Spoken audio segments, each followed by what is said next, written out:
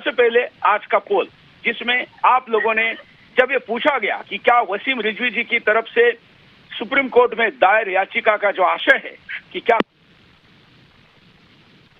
आज का 96 कार्यक्रम के प्रारंभ का है। मैं आपको बता दूं कि पिछले 15 दिनों में और आज का ये 16वां दिन पकड़कर हम प्रतिदिन पोल करते हैं और ये पोल 94, 95 से शुरू होकर 98, 99 तक कार्यक्रम के आखिर में जाता है। अब भी आपके मोबाइल पर पोल करने के लिए सुदर्शन का मोबाइल ऐप डाउनलोड करिए और उस पर अपनी प्रतिक्रिया को रखिए। आइए अब मैं हमारे साथ जो अतिथि उनका स्वागत करता हूं।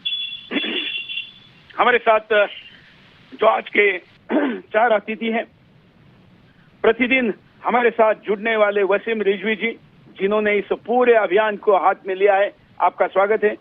आप शिया वक्फ बोर्ड के उत्तर प्रदेश के अध्यक्ष हैं, साथ ही इस्लाम के क्रांतिकारी समाज सुधारक के तौर पर भी विश्व भर में जाने जा रहे हैं। हमारे साथ पूर्व मुस्लिम, वर्तमान में सनातनी पंडित महेंद्र पाल आर्या जी है। आपका स्वागत है महेंद्र पाल आर्या जी। महेंद्र पाल आर्या जी इस्लाम, सनातन और कई पंथों के जानकार है और खास करके ऐसे विवादित मुद्दों पर उन्होंने दुनिया भर के कई लोगों को चर्चा के लिए चैलेंज किया है और उसमें वो विजय रहे हैं। कई लोग इनकी चर्चा छोड़ के भाग के भी गए। हमारे साथ उलेमा फाउंडेशन के अध्यक्ष, इस्लाम के बड़े नेता मौलाना कोकब जी है। कोकब जी, आपका स्वागत है। आप देश भर के मौलाना हैं या जो उलेमा फाउंडेशन है उसको चलाते हैं और देश विदेश में इनके कई फॉलोअर हैं। हमारे साथ आज एक नया चेहरा भी जुड़ा है जो मुस्लिम विचारक है या मुस्लिम के आलिम है, उसामा शेख। आपका भी स्वागत है उसामा जी। क्या आपका नाम सही लिखा है या उसामा है? हाँ, उसामा है। उसामा यू। अच्छा, ठीक है, चलिए, अच्छा हुआ उसामा नहीं है। अब हम आज के आयत को आगे चर्चा में प्रारंभ करने के साथ ही आप लोगों के पास आकर प्रतिक्रिया लेंगे। और जैसे कि आपको पता है कि हमारा कार्यक्रम का फॉर्मेट है कि हम शुरू में एक आयत लेते हैं, उसके बाद हम उसको वेरीफाइड करते हैं, फिर उसका भावार्थ समझते हैं और उसके बाद हम आगे बढ़ते हैं। आज हमने सूरा 8 आयत 65 इस पर इसको लिया है। आज हम प्रारंभ करते हैं, पहले इसको समझ लेते हैं। सूरा 8 आयत 65। हे रसूल, तुम मोमिनों को जिहाद के वास्ते आमदा करो। वो घबराए नहीं, खुदा उनसे वायदा करता है अगर तुम लोगों में के साबित कदम रहने वाले 20 भी होंगे तो वो 200 काफिरों पर गालिब आ जाएंगे, और अगर तुम लोगों में से साबित कदम रहने वालों 100 होंगे तो 1000 काफिरों पर गालिब आ जाएंगे। इस सबब के लिए ये लोग नासमझ हैं। महेंद्र पाल आर्या जी के पास चलते हैं। महेंद्र पाल आर्या जी, क्या वसीम रिजवी जी ने आपने याचिका में लिखी हुई ये आयत कुरान में है और क्या ये सही है? बिल्कुल सही है। यह सूरा अनफाल आयत नंबर 65 है। मैं पढ़ के भी सुना देता हूं आपको। या अय्युहन नबिय्यु हर्रिज़िल मोमिनीन अलल क़िताल इन यकुम मिनकुम 20 मासाबिरून यग़लिबूना मा बैना यकुम व मिनकुम मिआतन यग़लिबूना अल्फा मिनल्लज़ीन कफ़रू बिअन्नहुम क़ौमुन ला यफ़क़हून। का भावार्थ क्या है? शब्दार्थ तो हमने दिखा दिया, भावार्थ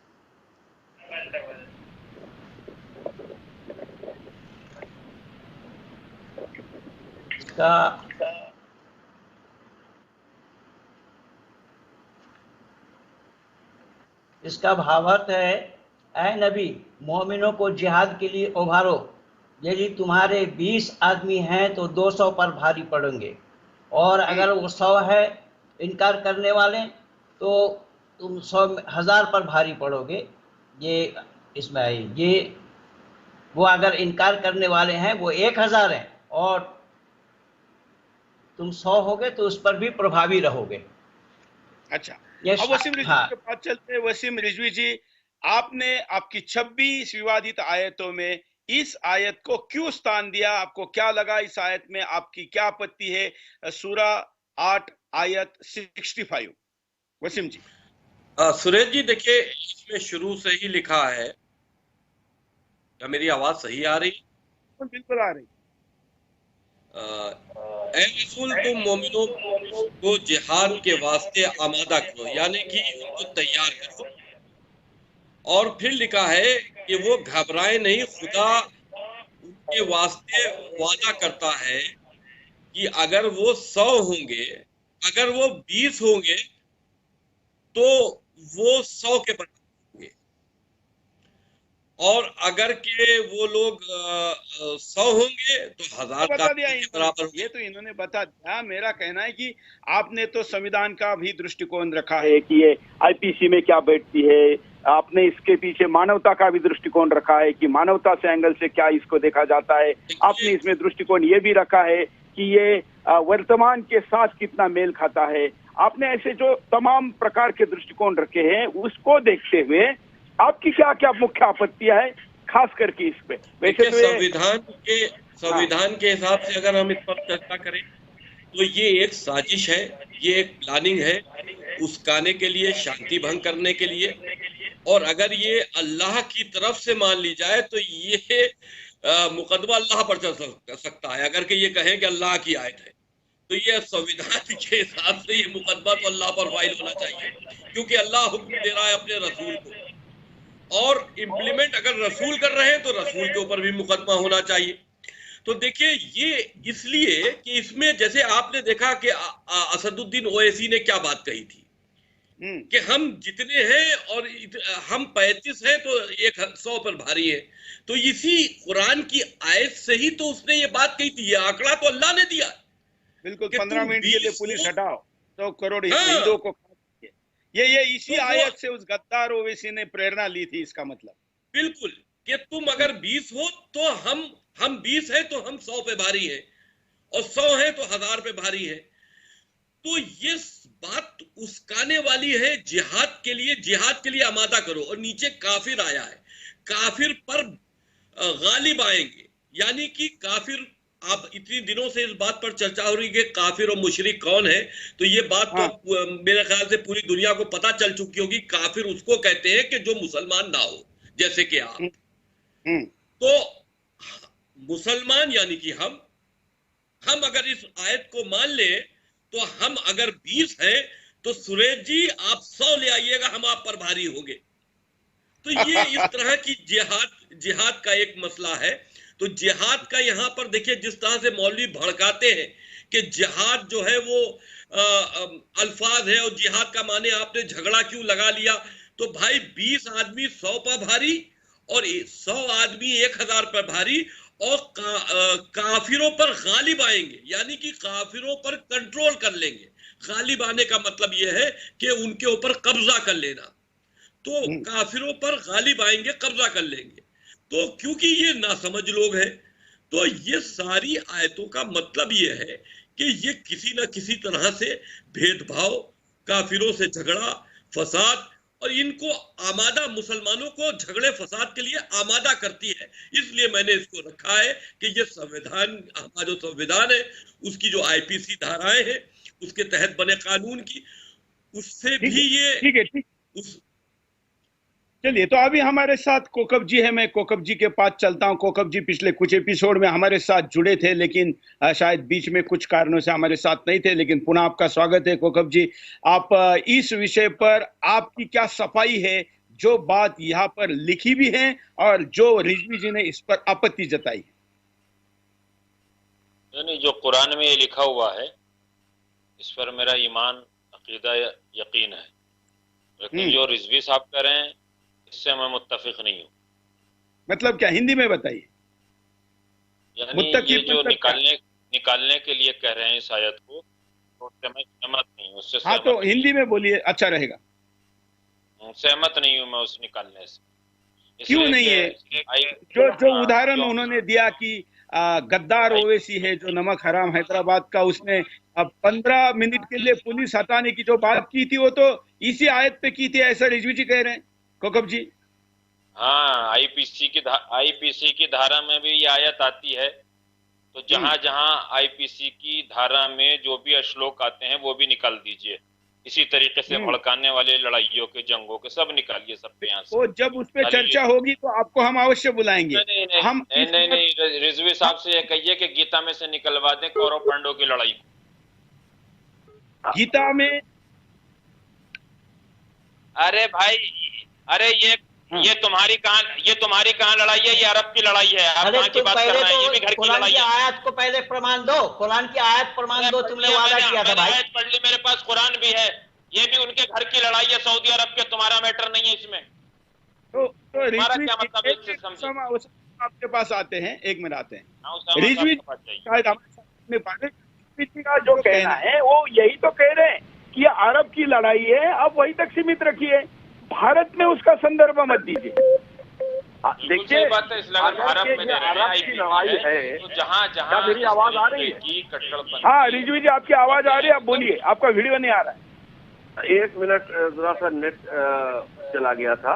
देखिए, अगर ये अरब की लड़ाई कौकब साहब इसको कह रहे हैं तो मैं ये समझता हूँ कि कुरान को अरब तक महदूद कर दिया जाए, इस आयत को अरब तक ही रखा जाए।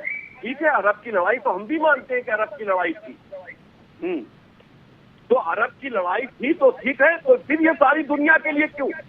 ये उद्देश्य सारी दुनिया के लिए क्यों? ये उद्देश्य हिंदुस्तान के लिए क्यों? कोकब जी बताइए, अगर ये अरब की लड़ाई है तो अरब तक सीमित रखने की बात कर रहे हैं, आपने सुना होगा। नहीं, मैंने आर्य जी की बात के ऊपर कहा। उन्होंने कहा क्या कहा, ये जो नहीं, रिजवी जी का कहना है कि अगर ये अरब की लड़ाई है तो अरब तक सीमित रखिए। महाभारत ये घर की लड़ाई है, तो ये तो उनके घर की लड़ाई है। मैंने उसके ऊपर कहा, इनकी बात के ऊपर। तुम्हारे घर की लड़ाई है, दूसरे के घर की लड़ाई बाहर की लड़ाई है। ये कैसे हो सकता है? अरे कौकब साहब, जब कुरान मजीद पूरी दुनिया चलिए वैसे रिजवी जी का मैसेज तो पूरी दुनिया के लिए है ना। धारा मुझ पर कौकब साहब, ये घर के लिए नहीं है। इसमें ये नहीं कहा गया कि सऊदी अरब के सऊदी अरब के बाहर हटकर इस आयत पर लागू न माना जाए, इस आयत को इम्प्लीमेंट न किया जाए, ये तो कहीं नहीं लिखा है ना। आयत तो पूरी दुनिया में पढ़ी जाती है, इससे सबक तो पूरी दुनिया में लिया जाता है ना। मैसेज तो पूरी दुनिया के लिए है। अरे ओसामा, आप थोड़े शांत बैठो, थोड़ी देर शांत बैठो। चलिए, मैं अभी उनके पास चलता हूँ, उसामा क्या कहते हैं, क्योंकि अभी रिजवी जी को हम कनेक्ट करके इन दोनों की बात कराएंगे, कोकब जी और हाँ उसामा बताए आपका क्या कहना है? मैं बोल सकता हूँ? हाँ मैं बोल सकता हूँ? बिल्कुल, बोलिए। हाँ, ये आयत, सबसे पहले तो मैं ये पूछना चाहूंगा, ये जो आयत है, ये आयत कब की है, कौन से जंग की है, मैं ये पूछना चाहूंगा। ये तो आप ही बताइए ना, आप मुस्लिम एक्सपर्ट है, आप बताइए। मैं नहीं, आपत्ति 1 मिनट, आपत्ति उनको है ना। मैं इसीलिए सिर्फ उनसे इतना पूछना चाहूंगा कि जंग कौन सी जंग की आयत है। तो हमारे साथ कुरान की आयत है, आप जरा अपनी बात रखिए। कुरान की आयत तो मुझे भी पता है, कुरान की आयत है। कुरान में कौन सी जंग चल रही है, कौन सी जंग की आयत है? अरे आप बताओ ना भाई, आप बताओ। हमें जंग से क्या मतलब? कुरान के अंदर है तो आप ये एक मिनट सबसे समय खराब मत करो, सुनिए ना, मेरी बात सुनिए, थोड़ा आप धीरे बोलिए। और सबसे पहले तो मैं ये जानना चाहूंगा, ये कौन से जंग की आयत है? ठीक है ओसामा जी, मैं धीरे बोल रहा हूँ, सुनिए। ये किसी भी जंग में आयत आई हो, किसी वक्त भी आई हो, लेकिन ये लिखी हुई कुरान में है। हम इस आयत के ऊपर चर्चा कर रहे हैं, ना कि हम पूरी जंग की लड़ाई की चर्चा कर रहे हैं। ये कभी भी आई हो, आयत भी जॉइंट उस जंग से ही है। वो जो आयत है ना, वो भी जॉइंट, वो रिलेटेड कर रही है उस जंग से। इसीलिए हम कह रहे जंग से है, कोई भी जंग की हो, बात जंग की नहीं हो रही है। अच्छा, ठीक है, हो रही है। ठीक है, आज वो जंग तो नहीं चल रही है ना। ठीक है उसामा जी, आज वो जंग तो नहीं चल रही है। ठीक है, अभी अच्छा आप सुनिए ना, अभी आप सुनिए। ये आयत जो है वो जंगे बदर की है, सबसे पहली बात। हम कह रहे हैं जंगे बदर की आयत। अब आपका सुनिए, मुझे आप बोलने ही नहीं देते हो। आप सुनिए तो मेरी बात पूरी हुई, मेरी बात पूरी। उसामा जी, आप आयत के ऊपर आइए, आप जंग के ऊपर ना जाइए। आ रहा हूँ मैं, उसी पर आ रहा हूँ, आप बोलने तो दीजिए। आप लोग बोलने ही नहीं देते, ये प्रॉब्लम है। सबसे पहले आप बोलने दीजिए, मैं जो बोल। हाँ, अभी सुनिए। ये आयत जंगे बदर की है। पहले सिचुएशन हमको समझना है, उसके बाद हम आयत की ही बात चल रही है। सामने 313 लोग थे और जो नबी के साथ थे जो मुसलमान थे वो 313 थे और जो सामने अपोजिट पार्टी जो थी वो 1000 लोग थे। तो अब ये बात वहां चल रही है। अब इस पे आगे भी मैं बताऊंगा ये आज क्या काम आएगी। सबसे पहली बात उसामा जी सुनिए सुनिए मेरी बात पूरी नहीं हुई। एक मिनट को पढ़कर इस आयत को एक मिनट असदुद्दीन ओवैसी का भाई अगर ये कहता है कि हम एक मिनट मैं बोल रहा हूँ ना, उस पर भी आऊंगा, मैं उस पर भी आऊंगा। बोलने दीजिए ना, मेरी बात पूरी ही नहीं हुई। आप बीच में बोलोगे तो मैं कैसे बोल पाऊंगा? अल्लाह का मैसेज। एक मिनट ना, अरे मैं जवाब दे रहा हूँ, आप जवाब सुनिए ना। अल्लाह का मैसेज यूनिवर्सल मैसेज होता है।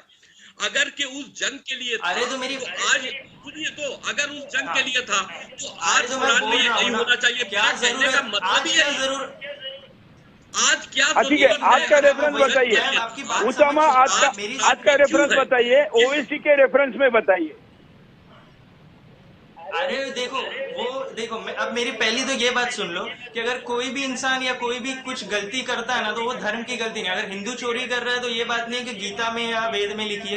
वैसे ही मुसलमान गलत कर रहा है, कुछ गलत बोल रहा है तो वो रेफरेंस नहीं दिया वहां पर कि मैं ये आयत लेकर के मैं कोट कर रहा हूँ और फिर उन्होंने ये कहा कि खोल दो ये खोल दो। वो उनकी अपनी राय थी। तो इसको कुरान से ज्वाइन करना सबसे पहली बात ये गलत है। अब हम लोग मौजूद है नहीं, कुरान 4 कर दे, 10 लोग कर दे, हम मान सकते हैं, लेकिन दुनिया भर के कई लोग अगर इसको करे तो फिर उसके ऊपर तो पॉइंट बनता है ना। मेरी बात सुनिए, आप सुनते ही नहीं हो, आप चिल्लाना चालू कर देते हो यार। सुनो तो पहले मेरी बात सुनो, चिल्लाइए मत, पहले ये सुनिए। मेरा कहना सिर्फ इतना है कि अगर के ये उस वक्त कुरान में ये आयत है तो हमने यही बात कही है कि जो आयतें जिनको आप कहते हैं कि ये आई थी लेकिन किसी दौर के लिए थी, तो मेरा कहने का मतलब ये कौन बोला दौर के लिए थी? पूरा कुरान शरीफ था कयामत तक के लिए। पहले तो आप ये समझ लीजिए, ये हटा दीजिए कि ये कोई दौर के लिए कयामत तक के लिए है, तो ये मैसेज भी था कयामत तक के लिए है, तो फिर ये उस जंग के लिए नहीं। हाँ तो मेरी बात सुनिए ना,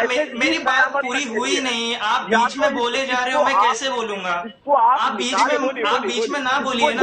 बोलिए आप बोलते रहिए, अपनी बात रखिए, आप सुन लीजिए, आप तय कर दीजिए, आप बात सुन लीजिए, अपनी बात रखो उसामा, अपनी बात रखो। आप मेरी बात तो सुन लीजिए, मैं स्टार्टिंग से यही बोल रहा हूँ, मेरी सुन लो पहले। मैं बोल क्या रहा हूँ सुन तो लो, आप मेरी सुनो कहने के बजाय बोलो, आप बोलते रहो। अरे तो आप बीच में बोलोगे, मैं कैसे बोलूंगा? पहले सुनिए, अब ये आयत आई। हाँ सुनिए, जंग की हालत थी, कोई आम लोगों को मारने के लिए कुरान कभी कहता नहीं। दूसरी बात, अगर जंग में कोई लड़ने आए तो बेशक अगर इंडिया पाकिस्तान की लड़ाई होगी तो इंडिया रुकेगा नहीं, मारेगा। तो ये वही बात है ना, पाकिस्तान रुकेगा, कोई नहीं रुकेगा। जंग में एक दूसरे को मारेंगे। ईमान ना मानने वाले आज ये काफिर कहा गया है। एक मिनट, आज ये आया, एक मिनट मेरी सुन लीजिए। आज तो ये कुरान में क्यों है कि यहाँ ये कुरान में क्यों है? आप इस जंग की रवायत आप बोल रहे हो, आप मेरी बात सुन डाल सकते हैं। वसीम जी, एक मिनट वसीम जी, आप मेरी बात, अरे बात सुन लो। अरे आप बोलते रहो ना, आप बात सुनो, क्यों कह रहे हो? आप बोलते जाओ, आपकी भी आवाज सुनाई दे रही, उनकी भी सुनाई दे रही, आप बोलते रहो। बीच में मत बोलो, एक मिनट, आपके बीच में मैंने नहीं बोला, आप मेरे बीच में मत बोलो, पहले मेरी सुन लीजिए। उसामा जी, आप दुनिया को अरे तो मेरी बात समझ गए, हम अरे भाई आदमी कैसे, अरे आप बोलते रहो, आप बोलते रहो। एक मिनट मुझे, आप बोलते रहो। एंकर जी, आप इनको बोलिए कि ये बोलने दे, ये बीच में क्यों बोल रहे हैं? मैंने इनके बीच में बोला क्या? नहीं ना, मैं आपको कह रहा हूँ, बोलते रहो ना, उनकी आवाज नहीं आ रही, बोलती रही। अरे भाई उसामा जी, मेरा अरे ये देखो, फिर ये भी रहा है, आप मेरी बात, अरे भाई आपको समझाने का मतलब ठीक है, जिस वक्त जंग हो रही थी उस वक्त आप ये कह रहे हैं कि उस वक्त मुसलमान जो जंग लड़ रहे थे वो कम थे और जिनसे जंग हो रही थी वो ज्यादा थे। तो अल्लाह की आयत आई थी कि तुम कम हो तब भी तुम उन पर भारी हो, और जिहाद के लिए रसूल को आदेश दिया जा रहा है कि जिहाद के लिए आमादा करो, यानी कि तैयार मोटिवेट करो। हम भी हिंदी में कह रहे हैं तैयार करना, तो मोटिवेट कहो या तैयार करना करो, बात एक है। तो जिहाद के लिए तैयार करो। अगर कि ये उस दौर के लिए और खाली उस जंग के लिए थी, तो कुरान मजीद में जब कलेक्शन हो रहा था तो कुरान मजीद में इस आयत को रखने की जरूरत इसलिए नहीं थी। आप इसको किसी हदीस में रख सकते थे, उस जंग के वाकये में रख सकते थे, लेकिन कुरान मजीद में अगर आप इसको रखते हैं तो कुरान मजीद से दुनिया एक मैसेज ये लेती है कि ये अल्लाह की किताब है, जैसे आप लोग मानते हैं, जबकि ये अल्लाह की किताब नहीं है, ये कलेक्ट की हुई किताब है। अल्लाह की किताब, अल्लाह की तरफ से उतरी हुई कोई भी एक किताब नहीं है, लेकिन प्रमोट ऐसे किया गया है मुसलमानों में कि ये अल्लाह की तरफ से उतरी हुई किताब है। तो जब कोई दूसरा आदमी इसको पढ़ेगा, ये उसकी मिसाल लेकर ये बात सोचेगा कि साहब अल्लाह ने वहां पर ये बात कही थी कि तुम इतने हो, इतनों पे काफी हो, तो आज हम हिंदुस्तान में कम है, तब भी 100 करोड़ हिंदुओं पर काफी है। बात वही निकली। असदुद्दीन ओवैसी ने जो बात कही, तो बात तो उसने कुरान मजीद से कही। ठीक है ना, अब मैं बोल लूं? हाँ बोलिए बोलिए। हाँ, अब मैं बोलता हूँ, सुनिए। सबसे पहली बात, कुरान की कोई भी आयत उस वक्त के लिए महदूद नहीं थी। कुरान में खुद है कि ता क़यामत तक के लिए थी। अब आपसे मेरा पहले ही तो ये क्वेश्चन है कि आप कुरान शरीफ की ये 26 आयतों से आपको प्रॉब्लम है या पूरी आयतों से प्रॉब्लम है? सारे कुरान मजीद से प्रॉब्लम है? कुरान मजीद, पूरे कुरान मजीद से मुझे कोई प्रॉब्लम नहीं है। सुनिए, मुझे प्रॉब्लम है काफिर और मुशरिक को मारने के जो हुक्म आए हैं, काफिर और मुशरिक को जो बांटने के हुक्म आए हैं, और काफिर और मुशरिक की जो नफरत के हुक्म आए हैं, उससे हमें प्रॉब्लम है। काफिर वो देखिए, आप उसामा साहब, आप पहली बार सामने आए हैं, इसलिए मैं आपसे बता दूं, आप मेरे बात से इत्तिफाक रखेंगे कि काफिर वो जो कि अल्लाह को ना माने, जो अल्लाह की आयतों से इनकार करे, अल्लाह के नबी को ना माने, अल्लाह के कुरान को ना माने, काफिर वो। एक मिनट और एक मिनट, ये एक मिनट सुनिए ना, आपकी निगाह में काफिर कौन है? ये उसामा जी, आपने उनको प्रश्न ये दूसरी बात है। ये मैंने आपसे सिर्फ इतना पूछा कि आपको पूरे कुरान मजीद से प्रॉब्लम है या 26? बोल दिया ना उन्होंने, बोल दिया 26 में है, आगे बढ़िए। कुरान मजीद से प्रॉब्लम, मैं क्या कह रहा हूँ, कुरान मजीद से प्रॉब्लम नहीं है, हमको मुशरिक और काफिर और इंसानों का बंटवारे से प्रॉब्लम है। जो कुरान मजीद में इंसानों का बंटवारा किया गया, उससे प्रॉब्लम है। काफिर समय समाप्त हो रहा है, इसलिए आप जल्दी जवाब दो, मुझे कोकम जी के पास जाना है। ठीक है, एक मिनट, ठीक है, आपका समय समाप्त हो रहा है, जल्दी जवाब दो। मैं क्या बोल रहा हूँ, आप मेरा क्वेश्चन नहीं समझ रहे। आप मेरा क्वेश्चन समझिए। मैं ये कह रहा हूँ, आपको 26 आयतों से, मुझे ये बताइए, 26 आयतों के अलावा भी किसी आयत से आपको प्रॉब्लम है? उनको तो नहीं है, बाकी लोगों का बाद में देखेंगे। फिलहाल वसम रिजवी की बात हो रही है, तो उनको नहीं है। काफिर कहकर मारने या उनसे नफरत करने की हिदायत है। अगर कि आपकी निगाह में और भी ऐसी कुछ आयतें हैं जो मेरे समझने में रह गई, काफी नहीं हुई या मेरे समझ में नहीं आई, तो वो भी बता दिए, मुझे उससे भी प्रॉब्लम है। लेकिन इन 26 को मैंने चैलेंज किया। ये ठीक है, बस मिल गया आंसर मिल गया। ठीक है, बोलिए। ओके, आंसर ये मिल गया मुझे। अब हम लोग आते हैं काफिर और मुशरिक पर, जो आप बहुत दिनों से लोगों से आंसर पूछ रहे कि काफिर क्या है और मुशरिक क्या है, इस आयत है ना? उस पर आ जाते हैं। काफिर उसे कहा गया है जो नहीं, इस आयत पे आपको कुछ नहीं कहना है। जब अरे उसे भाई, इस्लाम की हिदायत मिल चुकी हो, टोटली इन्फॉर्म कर चुका हो, सारी चीजें बता दिया गया हो, उसके बाद अगर वो एक मिनट मेरी बात पूरी नहीं, रुकिए, आ चुका है, हिदायत मिल चुकी है। अब उस कुरान को जो नहीं मान रहा है, आपकी निगाह में वो काफिर है। एक मिनट, आप मेरी बात सुनिए ना, मैं वही पूरा, मेरी बात पूरी होने दीजिए, फिर आप जो बोलना है बोलिए। पहले मेरी बात पूरी होने दीजिए। मैं ये कह रहा हूँ, काफिर उसे कहते हैं जो अल्लाह को ना माने, उसे जानते हुए, उसको सारा इन्फॉर्म कर दिया हो, जब उस तक हिदायत पहुंच चुकी हो, फिर वो ना माने तो वो काफिर है। काफिर कोई गाली नहीं है, काफिर का मतलब है मना करने वाला या छुपाने वाला। ठीक है, अब मुनाफिक क्या है? मुनाफिक ये है कि जो काफिर के साथ क्या किया जाए, वो तो बड़ी खतरनाक चीज है। उसके साथ भी है, जैसे कि बिन पेंदे का लोटा, अभी के इसमें ये कहेंगे, वो मुनाफिक है जो यहाँ भी चल रहा है, वहाँ भी चल रहा है। अब जैसे सुरेश जी है, अच्छा सुरेश जी, मुझे आपसे पूछना है। सुरेश जी पहले सुनिए, ओसामा जी पहले मेरी बात सुनिए। सुरेश जी आपके सामने बैठे हैं, बोलिए। सुरेश जी आपके सामने बैठे हैं, इनको कुरान के बारे में भी मालूम है, कुरान की आयतों के बारे में भी मालूम है, अल्लाह के बारे में जितना आपने बताया वो भी मालूम है। अब बताइए, ये काफिर है? या ये मुशरिक है या ये क्या है? हाँ ठीक है, बताता हूँ। सुरेश जी आपसे बात करनी है। हाँ एक मिनट सुरेश जी, एक मिनट सुरेश जी, सुन पा रहे हैं? बोलिए। हाँ मैं सुन रहा हूँ, बोलिए। हाँ सुरेश जी मुझे ये बताइए, ये जो आप इन्होंने कहा, एक मिनट आप बीच में ना बोलिए, आप एक मिनट, हाँ नाम है इसमें नहीं होगा, एक मिनट मैं उनसे बात। अच्छा एक मिनट रिजवी जी एक मिनट रिजवी जी ये अच्छा ओसामा जी, आप बोलने के पहले मेरे आपको एक सलाह है आपको। आप कोई मदरसे में नहीं पढ़ा रहे कि इस तरीके से बच्चों को, आप एक डिबेट में बैठे, जल्दी जवाब दीजिए। हाँ तो मैं वही पूछ रहा हूँ, सिर्फ हाँ या ना में कोई भी जवाब नहीं होगा ना, मैं इसीलिए आपसे पूछ रहा हूँ कि आप मुझे ये बताइए, जल्दी बोलिए। मुझे आप ये अरे आप बोलने तो दो, मुझे ये बताइए आप कि आप ये जानते हैं कि जिब्राइल अलैहिस्सलाम कौन है? नहीं मैं नहीं जानता।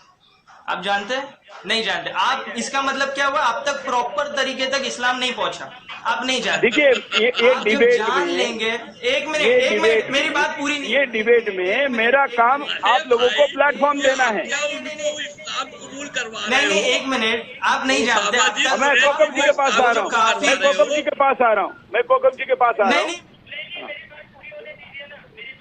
हाँ आप इतने सवाल ही पूछते जा रहे हैं, जल्दी करो। 1,24,000। ठीक है, अब यहाँ से साफ हो गया कि आप जो वो काफिर उन्हें कब कहा गया है, जब उनको तब पूरी तरीके से बातें मालूम हो गई और वो मना कर दे, तब वो काफिर है। एक मिनट ठीक है, इंसान है या नहीं है? सुनिए, जानवरों के लिए काफिर मुशरिक इस्तेमाल किया गया। अरे पहले आप मेरी जवाब दीजिए, काफिर और मुशरिक क्या जानवरों के लिए इस्तेमाल किया गया है? बीपी बढ़ जाएगा आपका। अरे आपका मेरा बीपी नहीं बढ़ता, मेरा काफिर और मुशरिक इंसानों के लिए इस्तेमाल किया गया है जो अल्लाह को न माने काफिर। अब काफिरों के लिए जो आपने घिनौने अल्फाज कुरान मजीद में रखे हैं, जो जहरीले अल्फाज कुरान मजीद में रखे हैं, जो जहर बोया है कुरान मजीद में, मुझे आपत्ति इस बात से। और जो ये आयत अभी आपके सामने आई है, ये निहायती जहरीली। ठीक है, आयत पर आते हैं, आयत पर आते हैं, चलो आयत पर आते हैं ना, एक मिनट, आयत पर आते हैं, ठीक है। आयत अब क्या काम आएगी हमको वो देखना है। इस आयत में क्या लिखा है कि नबी उन लोगों को यानी मुसलमानों को मोटिवेट करो। क्यों मोटिवेट करो? क्योंकि तुम तादाद में कम और वो ज्यादा है तो डरे नहीं, भागे नहीं, वो उनसे लड़े क्योंकि अल्लाह साथ देगा। अब आज क्या काम आएगा? अगर आज हम पाकिस्तान से जंग कर रहे हैं या किसी भी मुल्क से जंग कर रहे हैं, हमारी सुनिए मेरी बात, नहीं मेरी पूरी होने दीजिए, मेरी पूरी होने दीजिए। ये जंग की बात नहीं है, ये एक मिनट, पाकिस्तान के साथ इसका क्या संबंध है? पाकिस्तान के साथ इसका क्या संबंध है? मैं एग्जाम्पल ही गलत है। ये मुसलमानों की, जिसको आप किसी मुल्क की जंग से नहीं जोड़ सकते। ना ओसामा, आप घुमाओ नहीं, आप इसको ऐसा ओसामा सारे 57 मुस्लिम देशों ने मिलके मुसलमानों की सेना बनाई और उन्होंने कहा कि कुरान कहता है कि आपस में नहीं लड़ना है, और इसलिए ये सेना मुसलमानों से नहीं लड़ेगी, मुसलमानों के देशों से लड़ने वाले देश से लड़ेगी। इसलिए आपका कोटेशन देशों के रेफरेंस में गलत है। अगर हाँ सुनिए, अब सुन लीजिए, आप मुझे बोलने दीजिए, उनको कहना कि बीच में ना बोले। अच्छा आप बहुत ज्यादा देर, मैं आपके पास दोबारा आता हूँ, आपके पास दोबारा आता हूँ। मैं महेंद्र पाल आर्य जी, आप कुछ कहना चाह रहे थे, उसके बाद मैं कोकब जी के पास जाऊंगा, फिर हम इस आयत से आगे बढ़ेंगे। महेंद्र पाल आर्य जी शायद आप कुछ कह रहे हैं। मैं काफिर का परिभाषा बता रहा हूँ, ये अरबी लुगात से। इस किताब का नाम है मिसबाहुल लुगात, अरबी के शब्दकोश। इस शब्दकोश में काफिर का अर्थ दिया है नाशुक्रा, जो अल्लाह का शुक्रिया अदा न करे उसको नाशुक्रा कहा जाता है। और कुरान की भाषा में अगर हम सुने तो अल्लाह ने सूरह बकर आयत नंबर 98 में बताया है कि मन काना अदुव्वन लिल्लाहि व मलाइकतिही व रुसुलिही व जिब्रील व मीकाल फ़इन्नल्लाह अदुव्वुल लिल काफिरीन, कि जो अल्लाह को न माने और अल्लाह के फरिश्ते जिब्राइल मिकाइल फरिश्ता को न माने और रसूल को न माने, वो सब के सब काफिर हैं। ये मैं नहीं कह रहा हूँ, कुरान कह रहा है। ये ये है कुरान। अरे जब तुझसे बोला जाए तब बोल। चुप, मैं बहुत देर से सुन रहा हूँ, चुप हो जा। इनका नंबर चल रहा है, आप शाम में तमीज ठीक है, से बात कीजिए। क्या एक कौन सी मिनट, बदतमीजी बात की? तुम टीवी में चैनल में बैठ करके तुम्हारा भाई गाली दिया परसों, तुम्हें होश नहीं था? तुमने देखा तो तुम देखा तो उसने गाली दिया कि नहीं दिया? ठीक है महेंद्र पाल आर्य जी, एक मिनट, आगे आप अपनी बात कंटिन्यू करें। महेंद्र पाल आर्य जी, मैं कोकब जी के पास जाऊंगा। कोकब जी हिंदुस्तान के बड़े तबके को रिप्रेजेंट करते हैं, अभी हम उनके पास जाएंगे। वो समय अगर मैं आपके पास दोबारा आऊं तो आपको अपने उपलब्ध समय में अपनी बात को समाप्त करने ध्यान रखो। अगर आप चुप कराने में अपना समय खराब करोगे तो आप प्रश्न ज्यादा, लेकिन उनको कह दो बीच में ना बोले, उनको बोलना बीच में ना बोले, ठीक है? उसको आगे नहीं बढ़ा पाते। इसलिए महेंद्र पाल आर्य जी, आपने जो बात कही महेंद्र पाल जी ने, वो कही केवल काफिर के बारे में। अब इस विषय पर जो आयत है, इस आयत पर कोकब जी आपका क्या कहना? कोकब कि अगर कुफ्र या काफिर के शब्द को देखेंगे लुगत से तो उसके माना कुछ और हैं, और ये लोग जो बयान कर रहे हैं अलहदा, ये अपने अपने माना अलहदा हैं, कोई किसी तरीके से किसी तरीके से। लेकिन मैं सिर्फ एक बात ये कहना चाह रहा हूँ कि वहाँ पर जब ये आयत आई और इस आयत में सब बयान किया गया तो ना वहाँ कोई लाल कृष्ण अडवाणी था, ना कोई राहुल गांधी नाम का था। मेरी समझ में नहीं आता कोई एक नाम ऐसा बताएं कि जो हिंदुस्तान के हिंदू हैं उस नाम का कोई आदमी वहाँ पे हो कि जिसके कत्ल के लिए कहा गया हो, जिससे लड़ाई के लिए, जिहाद के लिए कहा गया हो। एक बात तो ये। दूसरी बात यह है कि ऐसी आयतों को पढ़ने के बाद अगर असदुद्दीन अवैसी का भाई अकबरुद्दीन अवैसी यह कहता है कि हमें 15 मिनट का टाइम मिल जाए और हम भारत को खाली करा लेंगे, और इन आयतों से वो हासिल करता है ऐसी विचारधारा, तो उसके ऊपर भी लानत, उसकी सोच पे लानत और उसकी फिक्र के ऊपर लानत। तो दूसरी कौमें, दूसरी बरादरियां, दूसरे लोग सवाल उठाती हैं, फिर यही कहती हैं कि इन आयतों को निकाल दिया जाए। तो मैं निकालने से मुत्तफिक नहीं हूँ, सहमत नहीं हूँ, मगर कुरान मजीद में ये भी कहा गया है कि अगर एक इंसान का कत्ल किया तो पूरी इंसानियत का कत्ल, और एक इंसान को बचा लिया तो पूरी इंसानियत को बचा लिया। तो बहुत सी बातें नीचे वाली आयत में क्या बोला? ये नीचे वाली आयत में दो प्रकार की आयतें कैसे हो सकती है? कोकब जी, इन्होंने ये बात ऑलरेडी कही है। वो कहा की आयतें, अरे कि तुझको जब बोला जाए तब बोलना। एक मिनट क्या कर रहा है भाई? है और दूसरी तरफ अल्लाह मैसेज नफरत का दे रहा है। जब बोला जाएगा उस समय बोलो। एंकर जी मैं बोल सकता हूँ? नहीं किसी प्रोग्राम में, मुझे किसी प्रोग्राम में अभी बहुत मीटिंग में जाना है। मैं जरा सा आपसे अच्छा, ये हमारे हम कोकब जी को फ्री करते हैं एक बार। कोकब जी, एक मिनट, कोकब जी के पास चलते। कोकब जी, आपने जो है, जो पुराने उसामा, शेख बूढ़े को कहते हैं, बूढ़ा उसामा, समझ रहे हैं आप? बिल्कुल। मैं कोकब जी आपको एक प्रश्न पूछता हूँ। आपने पिछले एपिसोड में ये कहा था, कि भारत के और दुनिया भर के मुसलमानों के प्रमुख मुद्दों को उठाना जरूरी है, ये आपने कहा था। और सुदर्शन अच्छा काम करा, ये भी आपने कहा था। मैं क्योंकि आपको जाना है तो मैं आपसे ये समझना चाहता हूँ कि आपके क्या कंसर्न है। ये थोड़ी देर के लिए सूरा 8 आयत 65 दूर रखिए। आपने पिछली बार कहा था, और आप एक इतने बड़े संगठन को रिप्रेजेंट करते हैं और इस्लाम की कुछ विसंगतियों पर आप बोलना चाहते हैं, तो क्या बोलना चाहते हैं?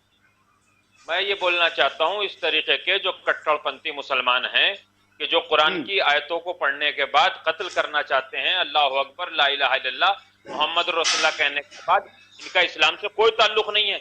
यही लोग वो हैं कि जो उस वक्त के काफिर थे, जो उस वक्त के मुशरिक थे, जो उस वक्त के आतंकवादी थे, जो उसी वक्त से चले आ रहे हैं आतंकवाद मचाते हुए। इनका इस्लाम से कोई ताल्लुक नहीं है। अगर ये लोग जो आजकल ऐसी बातें कहते हैं आयतें पढ़ने के बाद, यही कुरान की आयतों का मिस्दाक हैं, जिन्होंने कल भी रसूल से जंगें करी और ये आज भी इस्लाम के खिलाफ इस्लाम का लिबास पहनाकर पूरी दुनिया को कुफ्र और पूरी दुनिया को काफिर बताते रहते हैं। अगर इस्लाम की आप हिस्ट्री पढ़ेंगे तो ये यहूदियों को गालियां ये देते हैं, ईसाइयों को गालियां ये देते हैं, जबकि इनकी शरीयत में ये लिखा हुआ है कि अहले किताब वो भी किताब वाले हैं, उनके यहाँ बेटी दे सकते हैं, रिश्ते कर सकते हैं। तो इनका ताल्लुक कुछ नहीं है, बस सिर्फ इनका कहना यह है कि ला इलाहा इल्लल्लाह, न ये ईश्वर को मानते हैं, न ये गॉड को मानते हैं, न ये खुदा को मानते हैं। और हद तो ये हो चुकी है कि ये पहले खुदा हाफिज कहते थे, अब सिर्फ अल्लाह हाफिज कहते हैं।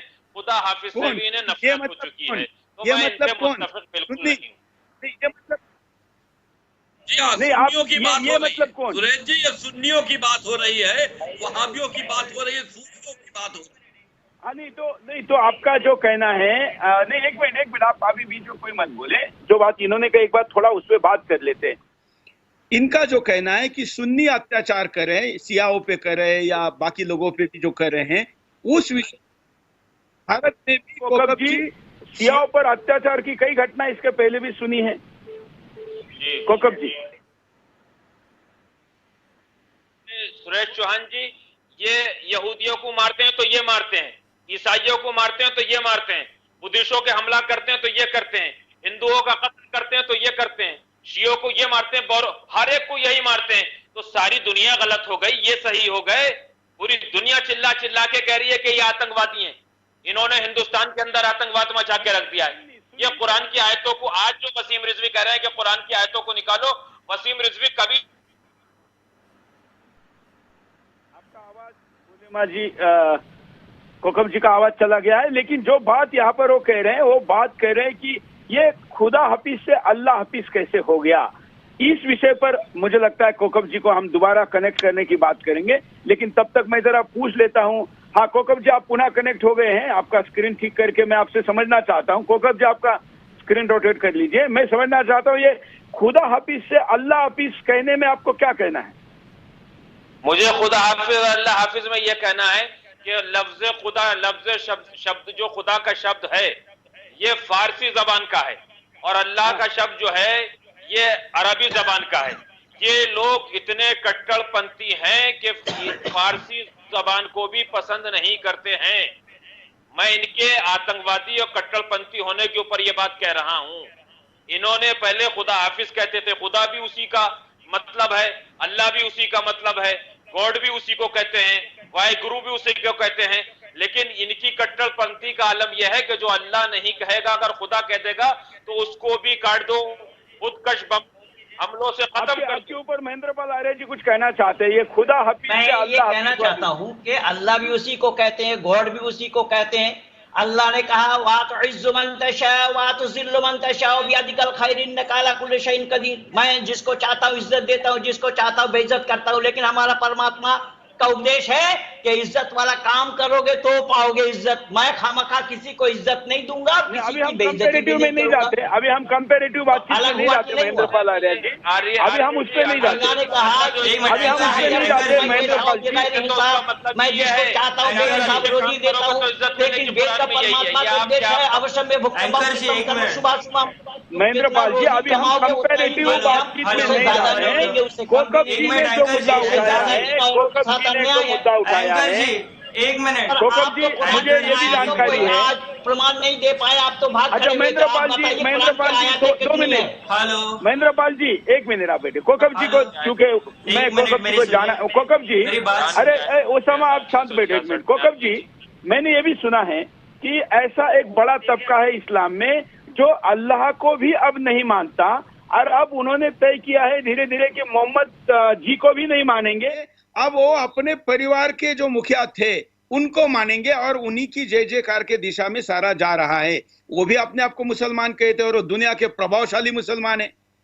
जैसे उसामा बिन लादेन, हाफिज मोहम्मद सईद, अजहर जवाहिरी, ये लोग जो है ना, इसी तरीके के पूरी दुनिया वहाबी वाले थे, तो अब मोहम्मद को भी टालकर वहाब की तरफ जा रहे हैं ना। जो ये वहाबी हैं, इन्होंने तो ये कह दिया कि हमें वसीले की जरूरत ही नहीं है, हम किसी के जरिए की जरूरत नहीं है, हम खुद ही परवरदिगार आलम है, सिर्फ हम ही अल्लाह ही अल्लाह है। जो आज का बादशाह है 2021 में जो बादशाह है, उसको भी वो खुदा मान रहे। थोड़े दिन के बाद ही अपने आप को जो है ना, जिस तरीके से वो अपना जमात वाले जो था ना, अपने आप को खुदा समझने लगा था, अल्लाह समझने लगा था, इसी तरीके से लोग अपने आप को अल्लाह और खुदा 2021 के पहले 20 में उसके पहले इन्होंने मानना शुरू किया है, तो क्या वो मुसलमान नहीं है? मुझे अपने आप को मनवा रहे हैं खुदा और अल्लाह। वसीम रिजवी जी, आप भी जानते होंगे कि ऐसा बड़ा तबका है जो अब उन लोगों को खुदा मान रहा है, क्योंकि उनके पास कोई चॉइस नहीं। वहां तो एक बार आदेश दे दिया तो वही खुदा है, तो अल्लाह भी चले गए, मोहम्मद जी भी चले गए। अब तो जो वर्तमान इनका रूलर रहेगा, जो शाह रहेगा, वही अल्लाह है। सुरेश जी, देखिए, जो वहाबी तबका है, एक तरह से उनकी सोच हम आप बता दें, उनका कलमा कुछ इस तरह का है कि ला इलाहा इल्लल्लाह मैं खुद रसूल अल्लाह, यानी कि वो रसूल को अपना जैसा मानते हैं। तो जब अल्लाह को सीधे मानते हैं और रसूल कहते हैं कि मैं खुद रसूल अल्लाह हूं, तो जब वो खुद ही रसूल अल्लाह है तो फिर बात ही खत्म हो गई, कोई मतलब ही नहीं रहा। फिर उन रसूल का क्या काम था जिनके ऊपर ये कुरान आया? इस कुरान को भी छोड़ो, अपने हिसाब से लिख लो। तो देखिए, मेरा कहने का मतलब यही है कि जो सुन्नियों में जितने भी सेट्स हैं, वहां भी सूफी, हनफी, जितने भी सेट्स हैं, सुन्नी हो चाहे कोई, तो खिलाफत को मानते हैं, उमर, अबू बकर, उस्मान को, क्योंकि ये कुरान उन्हीं ने ही साजिश करके बनाया है। साजिश करके बनाया है, तो वो कभी नहीं कहेंगे कि ये कुरान सही है, गलत है।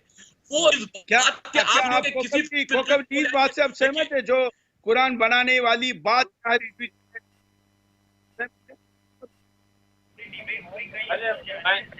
मैं तो चौहान साहब एक बात कह रहा हूँ, मेरा अकीदा तो ये है कि जब मेरे इमाम का ज़हूर होगा, अरे चुपिए उसामा सर, चुपिए, मुझे टाइम हो रहा है जरा जाने का।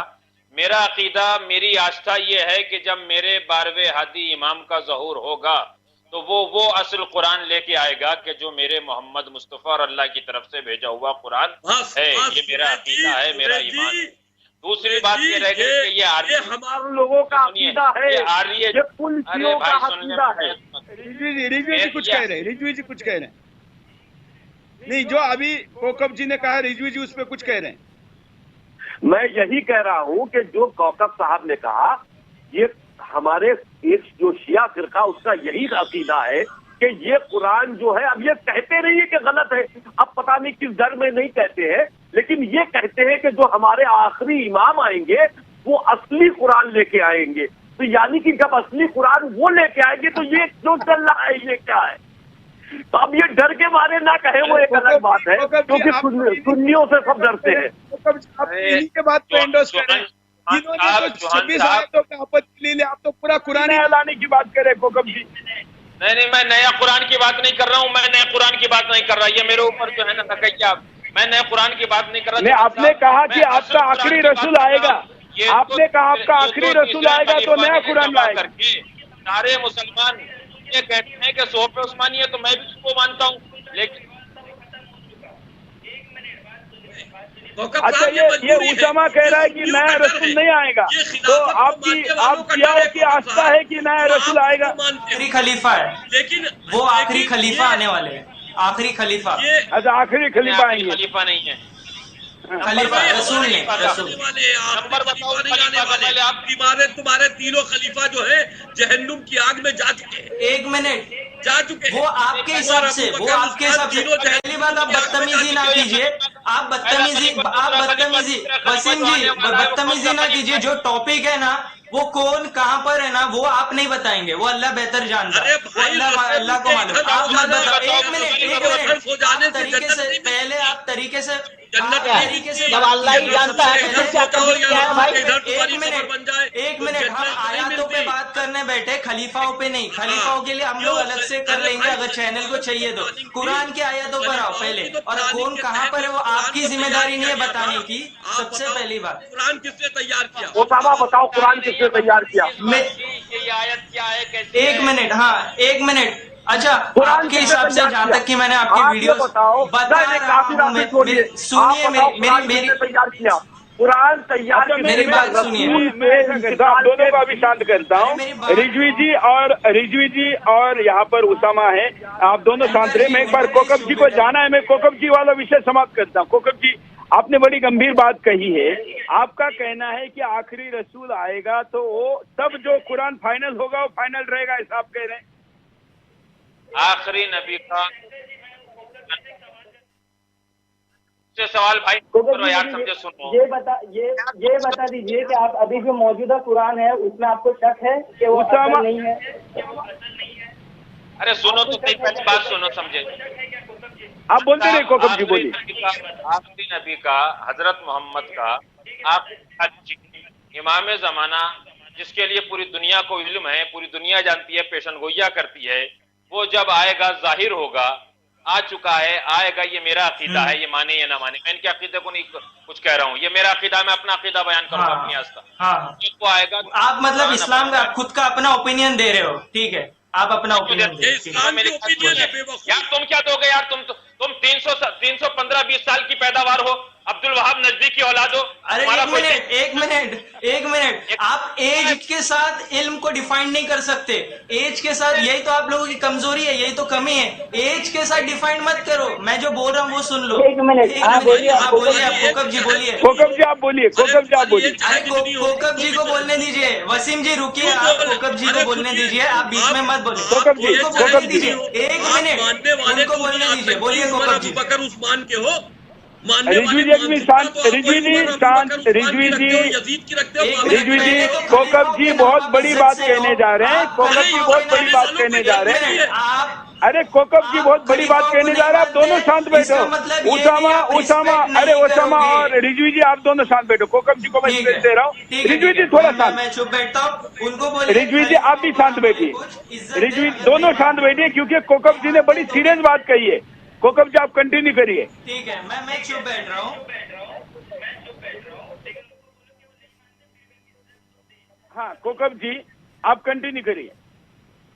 चौहान साहब, मैं डिबेट में आने के बाद किसी की ओर से कोई सवाल नहीं करता हूँ, ये मेरी एक आदत है। मैं अपनी बात रखता हूँ, अपनी बात में रखनी कि पावर, ताकत कम है या ज्यादा है वो मुझे ऊपर वाले ने दी है, वो मैं अपनी बात कहता हूँ।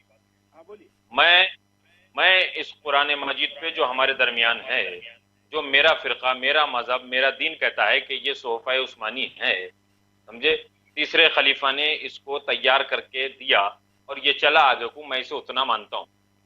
लेकिन मेरा एक अकीदा ये है कि जो हमारा कुरान है वो हमारा हादी इमाम रहबर जो आखिरी है, इमाम मेहदी हैं, वो साथ लेके आएंगे, कुछ वो चीजें लाएंगे, उनमें कुरान भी होगा। एक बात तो ये हो गई। दूसरी बात ये हो गई कि ये 325 साल वाला दीन नहीं है, 1400 साल पहले जो रसूल अकरम ने हम तक पहुंचाया, उससे पहले अंबिया लेके आए, वो दीन है। इन लोगों का अकीदा ये है कि अब्दुल वहाब नजदी वाला जो दीन है, उसी के ये फॉलोवर जो हैं पूरी दुनिया में आतंकी पैदा हो गए हैं। अब ये क्या कर रहे हैं, कैसे कर रहे हैं, ये कुरान को निशाना बनाने के बाद दुनिया को कत्ल करना चाहते हैं और मारना चाहते हैं। इसलिए कि आखिर बात कर रहा हूं मैं चौहान साहब, लास्ट में ये फतवा देंगे कि हिंदुओं को ज़िबा करके हिंदुस्तान के अंदर इनके गोश्त को खा लो, सवाब है। ये इस मंजिल तक आ जाएंगे, ये लोग आतंकवादी हैं। खुदा हाफिज़, नमस्कार, आदाब। मतलब काट कर खाओ ऐसा आप कह रहे हैं, हिंदुओं को काट के खाओ ऐसा ही कहेंगे, ये कहेंगे, ये फतवा देंगे सुरेश जी, क्योंकि नफरत इतनी बढ़ चुकी है कि ये कह दे तो इसमें कोई बुराई नहीं है, ये कुछ भी कह सकते हैं। सुरेश जी, ये आप बात याद रखिए, कौकब साहब ने जो बात कही है ये बिल्कुल सही है। हिंदुस्तान के लिए ये सुन्नी जमात, ये कुरान मजीद को मानने वाले लोग, जो उमर और उस्मान का लिखा हुआ कुरान मानते हैं, आप बोलते जाओ, दूसरों को चांस नहीं मिलेगा। हिंदुस्तान के लिए, हिंदुओं के लिए खास करके बहुत बड़ी बात बोली है। हम ऐसा करते हैं रिजवी जी, कोकब जी ने जो कहा वो सबने सुना, और बड़ी गंभीर बात है कि वहाबी वाले अगर इस तरीके के रास्ते पर है तो ये मानवता के लिए बड़ा खतरा है। मैं आखिरी समय दे रहा हूँ एक बार इनको, जो ओसामा हमारे साथ है, ओसामा इस आयत पर मैंने, क्योंकि हाँ वो चुप हो गए, आप अपनी बात रखो, आपको कुछ कहना है, क्योंकि मैं आपको केवल 1 मिनट दे रहा हूँ, क्योंकि एक आयत आज हमको समाप्त करने में, फिर मैं महेंद्र पाल जी के पास जाऊंगा। हाँ सुनिए, अभी मेरी बात सुनिए। महेंद्र पाल, सबसे पहले तो हम ये बोलेंगे कि महेंद्र पाल जी ने जो आयत बताई, सूरा 2 आयत 98, तो उसमें उन्होंने बताया कि जो इसको नहीं मानता, अल्लाह को नहीं मानता, फरिश्तों को नहीं मानता, या जिब्राइल सूरा 958 में बोलो भाई, सूरा 958, आपका 1 मिनट समाप्त हो जाएगा। सूरा 958 बताओ, खत्म करो जल्दी। एक मिनट, वहीं से तो वो बात है ना, वहीं से वो बात है। का जवाब दे दो, ये कुरान, ये आयत कुरान में रखनी चाहिए या नहीं रखनी चाहिए? अगर रखनी चाहिए तो क्यों रखनी चाहिए? आप बस इतना बता दीजिए। कौन सा आयत नंबर बोलिए, आप आयत नंबर बोलिए। सूरा 8 आयत 65, सूरा 8 आयत 65। ये कुरान में रखनी चाहिए कि नहीं रखनी चाहिए, और अगर रखनी चाहिए तो क्यों रखनी चाहिए, इसका जवाब बता दीजिए बस। हाँ, तो इसका जवाब मैं आपको ये देता हूँ कि रखनी चाहिए। अब क्यों रखनी चाहिए वो सुनिए। कुरान में अल्लाह ने साफ बता दिया, कोई तब्दीली नहीं। पहली बात, ये आप थोड़ा मुझे क्योंकि अल्लाह ने क्या कह दिया? ना ना ना ना ना ना, क्यों अल्लाह अजय ओसामा मैं थोड़ा समझना चाहता हूँ। आप सुन्नी है, आप सुन्नी है, वहाबी है, क्या है? ओसामा आप क्या है? एक मिनट उनको बोलिए प्लीज चुप बैठे। डिबेट में दो लोग एक साथ बोलते, आप बोलते रहो ना। आपने पूरे शो में कुरान में जितने आए थे उससे ज्यादा बार कहा चुप बैठो कहा। कुरान में कहीं, हाँ तो बोलना पड़ा, वो बीच में बोल रहे। पहली बात, ना मैं सुन्नी हूँ, ना मैं शिया हूँ, ना मैं वहाबी हूँ। कुरान में सिर्फ आया मुसलमान, मैं मुस्लिम हूँ, सबसे पहली बात ये आप नोट कर लीजिए, क्योंकि कुरान में कहीं भी तो ये तो बगैर सूरा की आयत हो गई, इसका मतलब तो बगैर सूरा की आयत हो गई। महेंद्र पाल आर्य जी के पास चलते। महेंद्र पाल आर्य जी, इस आयत को कुरान में रखने के बारे में आपकी राय क्या है? हम कार्यक्रम के अंतिम प्रक्रिया के लिए जा रहे हैं, क्योंकि इस आज के एपिसोड में एक ही आयत पे चर्चा हुई। हमने तय किया था कि हम 4 आयत लेंगे, पिछली बार हम 2 लेने में सफल रहे थे, लेकिन आज केवल हम एक ही पे हैं। तो अब महेंद्र पाल आर्य जी, इस आयत को रखना है नहीं रखना है, आपका क्या अंपायर के तौर पर क्या कहना है?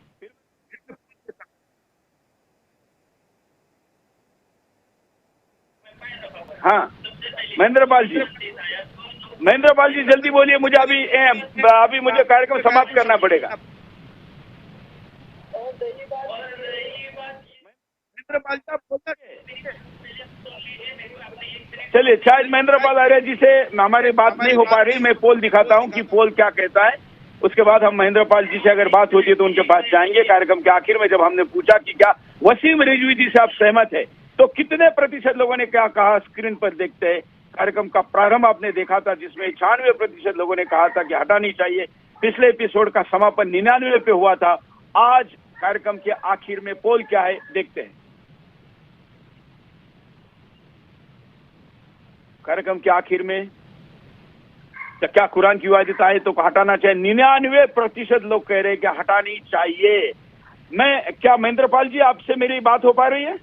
महेंद्र पाल जी, हाँ बिल्कुल बिल्कुल बिल्कुल। हाँ आप बताइए, आप इसको हटाने के बारे में क्या कहेंगे? जवाब दीजिए, आगे बढ़ते हैं। 99 लोगों ने चुप हो जाए। अरे बच्चों चुप हो जा, हाथी घड़ा तो डूब गए, तू बकरा था लगाने के लिए आया। बकरा अब महेंद्र पाल जी आप उनका क्यों? डूब गए, भेड़ था लगाने के लिए आ गया। इसमें ऐसा मत कहिए, हमारे पैनलिस्ट पे कोई बात नहीं। 99 पॉइंट सुनने वाले इससे सहमत हैं, और वो सहमत होने का कई कारण है कि ये जो बातें हैं, अगर ये अरब के लिए है या बदर की लड़ाई के लिए है तो अब तो नहीं है।